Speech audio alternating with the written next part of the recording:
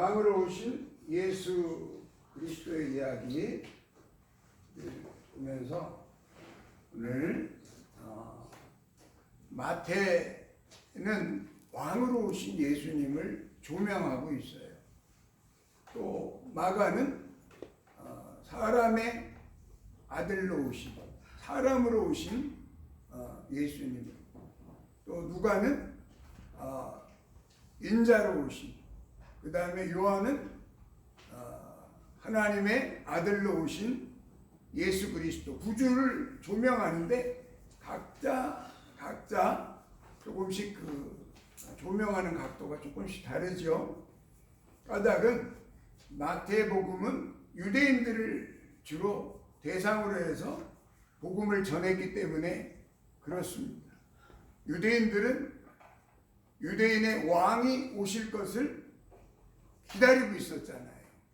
유대인의 왕이 오셨다는 이야기를 지금 마태는 하고 있는 거죠. 유대인의 왕으로 오신 이가 어디 있느뇨 하면서 동방박사 세 사람 와서 물어보는 그런 이야기가 오늘 내용의 기사가 있는데, 왕으로 오신 예수님에 대한 이야기를 나누면서 첫 번째, 자기 소견에 옳은 대로 라는 제목으로 이야기를 나눠보려고 합니다. 요즘 새벽에 사사기 말씀을 나누고 있죠. 사사기의 대표적인 성경 구절이 이겁니다. 21장이 맨 끝절에 나오는 내용인데 한번 읽어봅시다. 그때에 이스라엘에 왕이 없으므로 사람이 각기 자기의 소견에 옳은 대로 행하였더라. 아멘. 자기의 소견에 옳은 대로. 쉽게 말해서 극단적인 이기주의였다. 나만 좋으면 됐지. 그런 흐름이, 하나님이 여전히 살아계시는데도 하나님은 온데간데 없고 자기 소견에 옳은 대로 그냥 막 살고 있는 시대가 사사기 약 400년의 시대였던 거죠. 사사기에 몇 명의 사사가 있었다고 그랬죠? 12명. 12명. 1대 사사가 누굴까요? 온니엘. 마지막 사사는 삼손. 할렐루야. 네. 하나님께서 시대마다 사사를 보내주셨어요. 사사라는 말은 구원자라는 뜻이에요. 구원자. 모세와 여호수아 시대가 끝나고 이제 가나안 시대가 왔잖아요. 근데 가나안에 들어갔는데도 여전히 가나안 족속의 우상을 버리지 못하고 그들도 여전히 바알과 아세라를 섬기는 그런 신앙들을 했던 것이죠.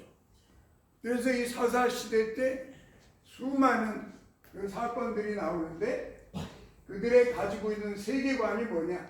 바로 자기 소견에 옳은 대로 살았다. 그런 말이 되겠어요. 한마디로 요약한다면 그런 시대였다.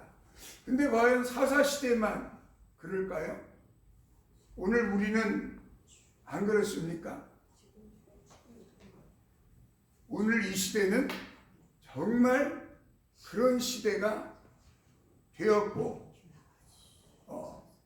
하나님에 대한 어떤 절대신앙은 사라진 지 오래고 다 자기 중심에 자기가 왕으로 살아가는 시대가 점점 더 되어가고 있는 것 같습니다. 이렇게 자기 소견에 옳은 대로 산다고 하는 것은 이유가 뭐라고 여기 되어 있어요? 그때에 이스라엘에 누가 없으므로? 왕이 없으므로. 왕이 없기 때문에 자기가 왕 노릇을 했다 이 말이에요.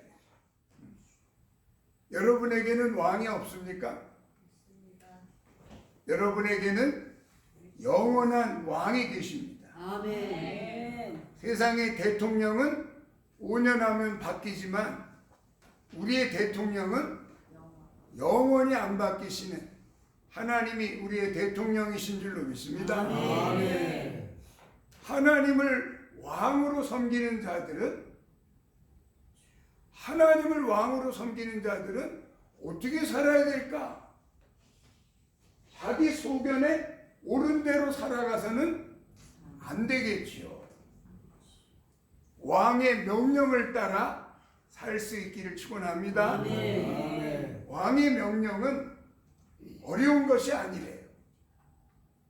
얼마든지 우리가 마음만 먹으면 행할 수 있는 하나님의 명령이고 그분의 명령이 곧 영생인 줄로 믿습니다. 아멘. 아멘.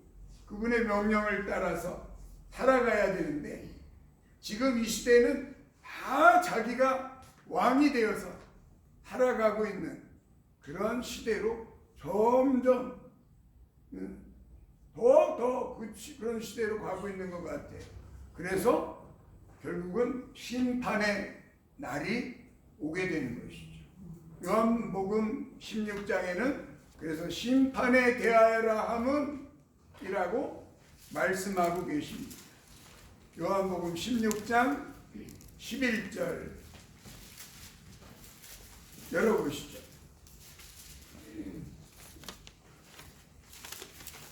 요한복음 16장 11절 같이 읽어볼까요? 심판에 대하여라 함은 이 세상 임금이 심판을 받았습니다. 아멘. 할렐루야. 아멘. 이 세상의 임금은 다시 말해서 내가 왕의 삶을 살고 있는 내 소견에 옳은 대로 사는 자들이 다 왕이다 이 말이에요. 그 심판은 어디를 표적으로 해서 간다고 그랬어요?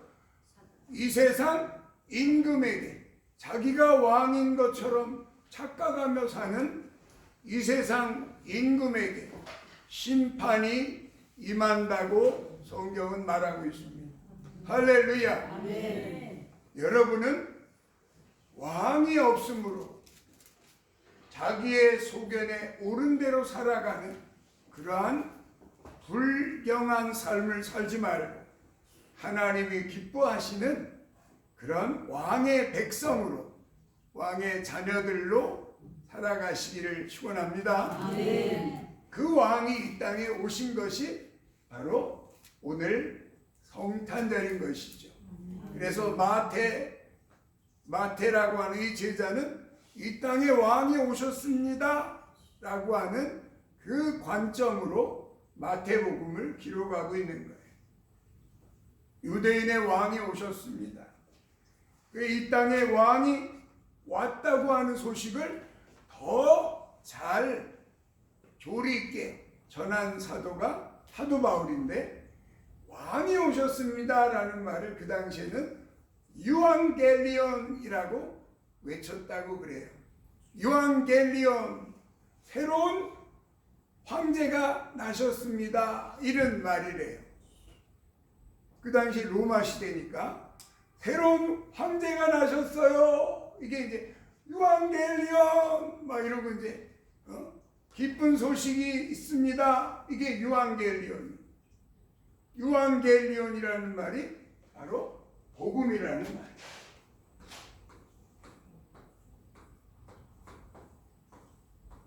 내가 이 복음을 부끄러워하지 아니하노니 하시는 이 땅에 새로운 왕이 오셨다는, 이 땅의 왕이 아닌 하늘의 왕이 오셨다는 소식을 담대하게 전하고 있는 사도가 바로 사도 바울인 것이죠. 그래서 나는 이 복음을, 이 유앙겔리온을 부끄러워하지 아니하노니 왕이 오셨다 그 소식입니다. 할렐루야. 아멘. 이 로마서 1장 16절이 그 내용을 말하고 있습니다. 로마서 1장 16절 말씀 한번 열어보시죠. 찾으셨나요? 네. 같이 읽겠습니다. 내가 복음을 부끄러워하지 아니하노니 이 복음은 모든 믿는 자에게 구원을 주시는 하나님의 능력이 됨이라. 먼저는 유대인에게요 그리고 헬라인에게로다. 아멘. 할렐루야. 아멘. 이 복음은 모든 믿는 자에게 뭘 줘요? 구원을 주시는 하나님의 능력이 되시는 줄로 믿습니다. 아멘. 이것이 바로 복음이고 이 땅에 왕이 오셨다는 소식, 이것이 바로 이완겔리온의 골자인 것입니다.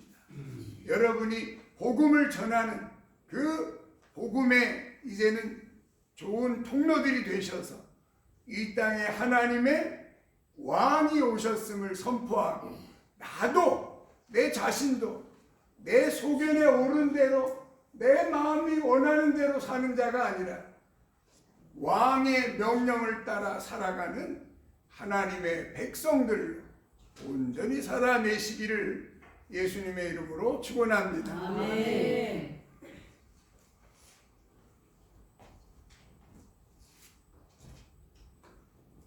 동방박사의 경배가 오늘 나오고 있습니다.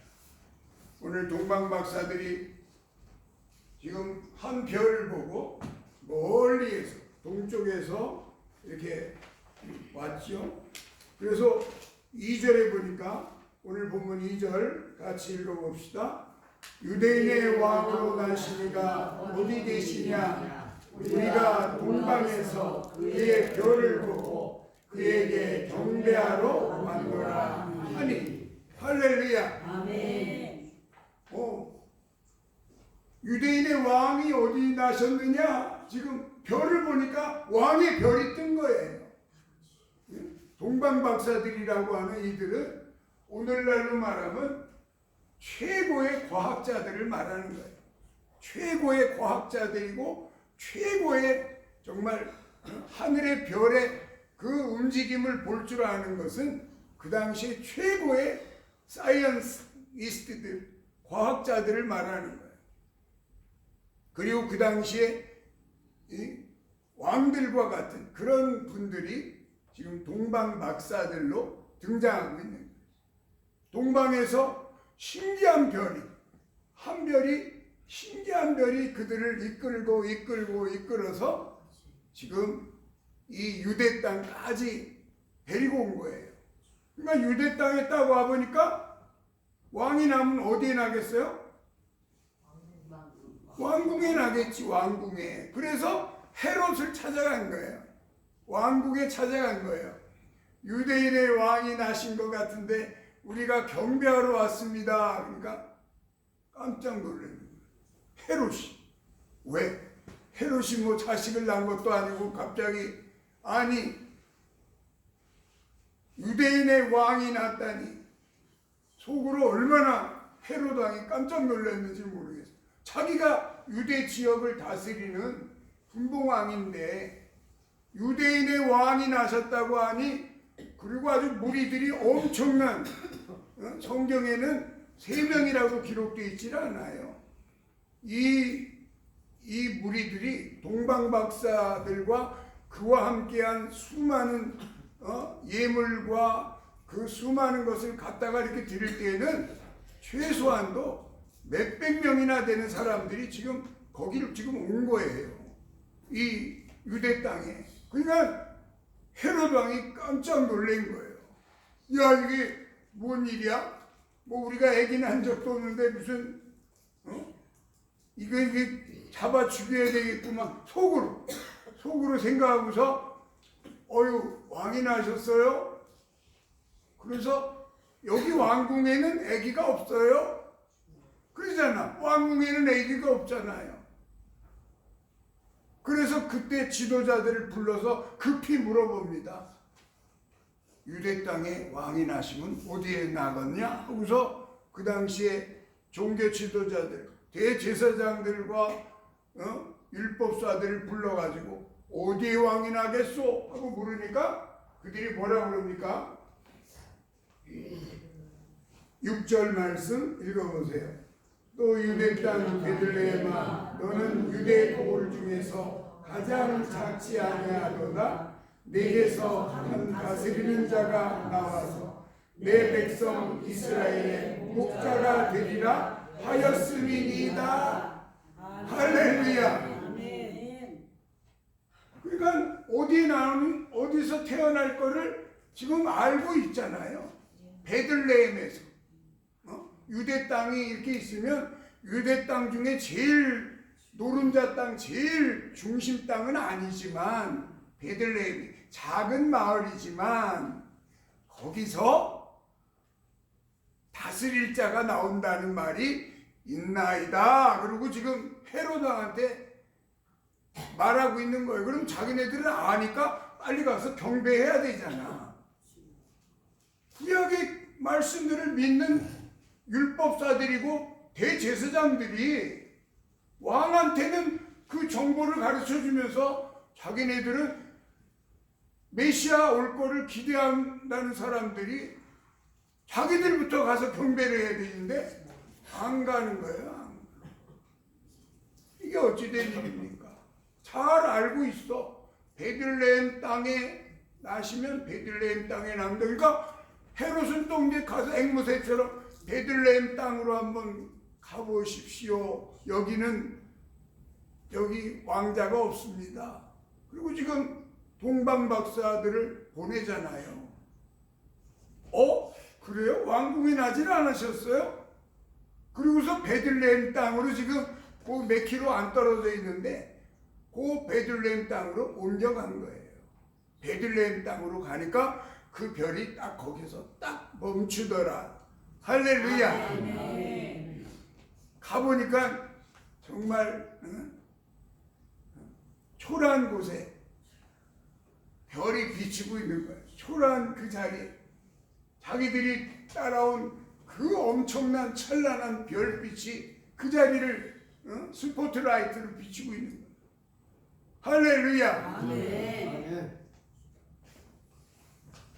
그래서 그들이 그 별을 보고 매우 크게 기뻐하더라. 집에 들어가 11절 같이 읽어보세요. 집에 들어가 아기와 그의 어머니 마리아가 함께 있는 것을 보고 엎드려 아기께 경배하고 보배압을 열어 황금과 유향과 모략을 예물로 드리니라. 아멘. 할렐루야. 아멘. 여기서 황금과 이게 황금이잖아요. 황금. 유향과 모략을 예물로 드리니라. 동방박사들이 가지고 온 이 황금은 그분이 왕이라는 사실을 말하고 있는 것이죠. 그 다음에 유향은 그분이 제사장이라는 사실을 말합니다. 우리 성막 공부했잖아요. 레위기에 보면 성막에 보면 항상 그 휘장이 들어가기 바로 그 앞에 뭐가 있어요? 향단이 있잖아요. 향단에서 향을 항상 24시간 향을 꺼뜨리지 않고 피우라고 하는 하나님의 명령이 있잖아요. 그 향을 피우는 향의 재료가 바로 유향인 거예요. 다시 말해서 그 유향을 다스릴 수 있는, 유향을 만들 수 있는 권세는 제사장밖에 없는 거예요. 누구밖에는? 제사장밖에. 다시 말해서 이 땅에 오신 이 분은 왕으로 오신 분이고 제사장으로 오신 분이고 또 하나 누구로 오신 분이에요? 선지자로 오신. 누구로 오셨다고요? 선지자. 모략이라고 하는 것은 죽은 시체에다가 방부제와 같이 이렇게 시체에 썩지 말라고 바르는 향품이 모략이라고 해요. 다시 말해서 죽음을 의미하는 거예요. 죽음. 예수님이 이렇게 말씀하십니다. 누가복음 13장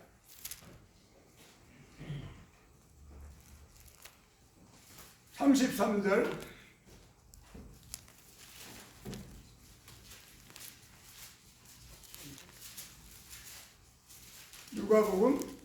53장 33절 읽어보십시다. 그러나 오늘과 내일과 모레는 내가 갈 길을 가야 하니 선지자가 예루살렘 밖에서는 죽는 법이 없느니라. 할렐루야.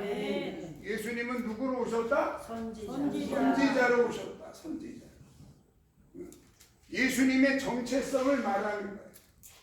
예수님의 지금 정체성을 말하는 거예요. 예수님이 누구냐? 이 아기가 누구냐? 하는 정체성을 지금 동방박사들은 이 예물로 그분이 누구인가를 지금 설명하고 있는 거예요. 그분은 왕으로 오신 분이고 이 땅에 제사장으로 오신 분이고 이 땅에 죽으러 오신 선지자라는 사실을 말씀하고 있다. 할렐루야. 아멘. 너무나 정확하게 예수님이 어떤 분인가를 너무나 정확하게 그 예물을 드려서 그 아기에게 경배하고 자기의 본국으로 돌아갈 때 헤롯이 갈 때 얘기 좀 해주소 그랬는데 갔어요 안 갔어요? 안 갔어 안 갔어. 왜? 잡아 죽이려고. 헤롯은 그 아기가 태어난 곳을 알면 잡아 죽이려고 지금 벼르고 있잖아요. 추우면 뭐 옷을 좀 입으세요.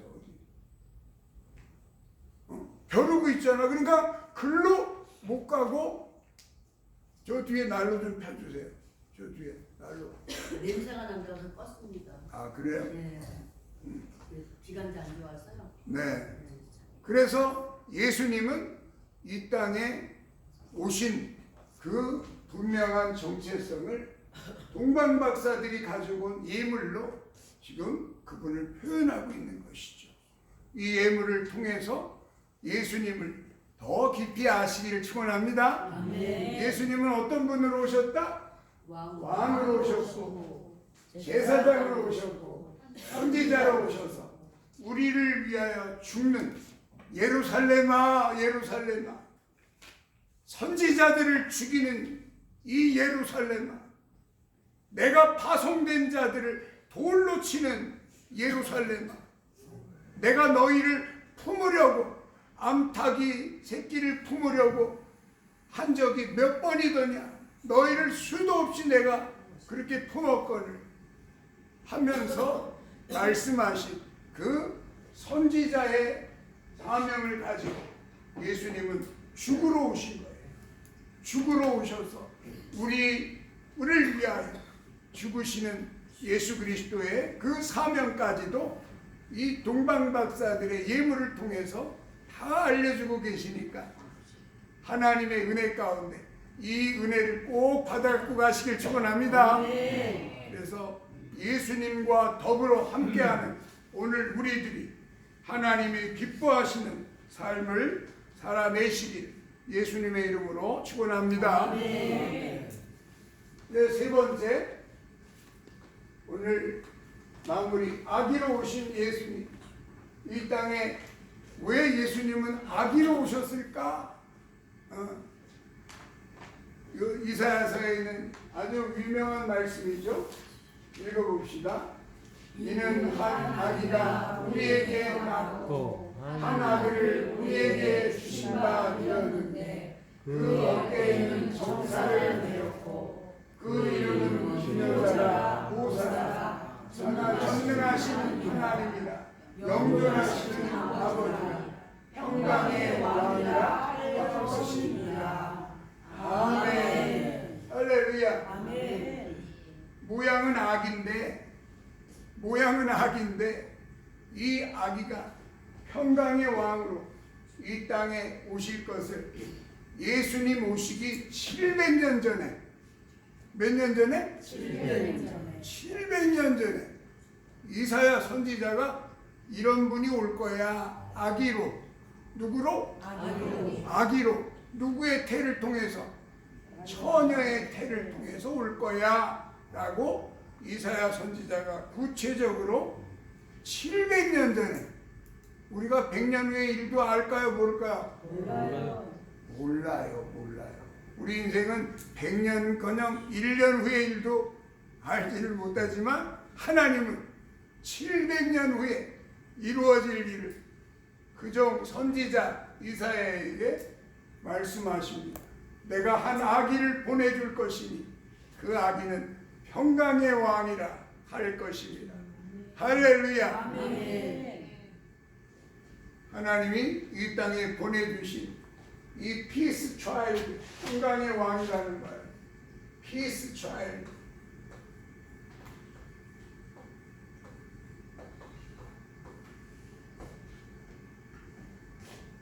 그 어느 부족이 선교사들 왔는데 부족끼리 서로 그뭐 아프리카인지 남미인지 실질적으로 있었던 실화인데 그렇게 서로 싸우더라는 거예요. 근데 이 부족들이 서로 화친을 맺은 기간이 있었는데 그때 화친하는 그 조약의 방법이 뭐냐면 서로 이 부족의 아기를 절로 갖다 주고 저쪽에서 나온 부족의 아기를 이 부족에서 기르도록 서로 아기를 교환하는 거예요. 그러니까 쉽게 말해서 고씨네 아기가 저기 김씨네 마을로 가서 산단 말이에요. 그러면 그 김씨네 마을에 고씨가 하나 살고 있기 때문에 그 나라를 못 쳐들어가는 거예요. 내 새끼가 거기 있으니까. 그래서 아이를 교환하는 그런 그 평화의 조약의 방법이 실질적으로 있었다고 그래요. 실화인데. 그래서 그 평화의 아기가 바로 이 아기, 하나님께서 우리에게 아기를 주심으로 내가 너희에게 평화를 이루겠다고 하시는 하나님의 축복인 줄로 믿습니다. 아멘. 그래서 하나님이 기뻐하시는 이 땅, 하나님이 다시 회복하시려고 하는 이 나라에 하나님의 백성으로 살아내실 때 여러분은 하나님이 기뻐하시는 평강의 왕, 그분과 하나가 되는 놀라운 축복을 갖게 되실 줄로 믿습니다. 오늘 말씀은 여기서 마치도록 하겠습니다.